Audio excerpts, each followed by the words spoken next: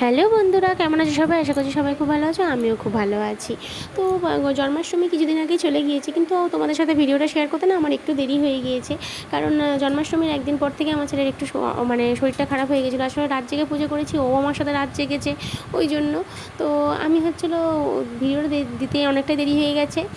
তো কিছু মনে করো না, সবাই মিলে সবাইকে বলছি। তো আমি আমার গোপোষণাকে সকাল সকাল স্নান করিয়ে নিয়েছি, নিয়ে হচ্ছিলো ওকে সুন্দর করে সাজিয়ে দিয়েছি। দেখতেই পাচ্ছ, তিলক কেটে দিয়েছি ওকে। ওর জন্য জামা কিনেছিলাম, এই কালারের জামা, আর একটা কালারের জামা কিনেছি, ওটা অন্য কোনো ভিডিওতে নিশ্চয়ই দেখাবো।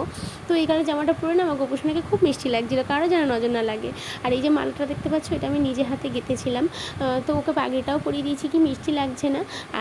তো আমি সকালবেলা ওকে সেবাও দিয়ে দিয়েছি। তো আজকে সকালে সেবা দিয়েছি আমি আমার গোপোষণাকে মাখন আর মিষ্টি দিয়ে, এটাও ওর অত্যন্ত প্রিয় খাবার।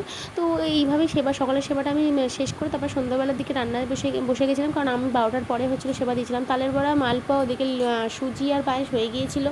তারপরে হচ্ছে লুচি, আলুর দম, তালের মালপোয়া, তালের লুচি, অনেক কিছুই যেরকম আমার সাধ্য সেরকমভাবে করেছি আমার গোপোষণার জন্যে। তো আমি আমার গোপোষণাকে আমি আমার মন থেকে যেইটুখানি পেরেছি সেইটুখানি দিয়েছি। তো কাদের কাদের বাড়িতে জন্মাষ্টমী পুজো হলো কমেন্টে কিন্তু আমাকে অবশ্যই জানিও। আর হচ্ছে না, মানে জন্মাষ্টমীতে ভীষণ মজা করে পুজো দিয়েছিলাম। আর আমার ছেলে দেখতে পাচ্ছে পায়েসের বাটি নিয়ে না খেতে বসে গিয়েছে। তো ভিডিওটা কার কার ভালো লাগলো কমেন্টে অবশ্যই জানিও।